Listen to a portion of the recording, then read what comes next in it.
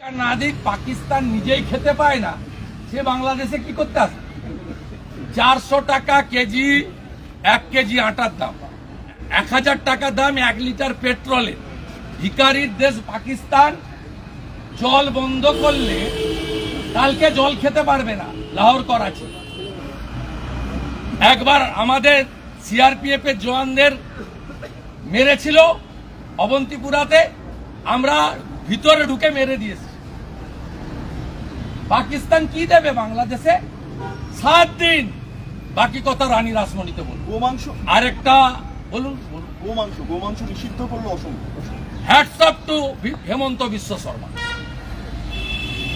পশ্চিমবাংলার গোমাতার ভক্তদের কমিট করছি, 26-এ বিজেপিকে আনুন, আসাম যা করেছে আমরা পশ্চিমবঙ্গে তাই কমিট করছি।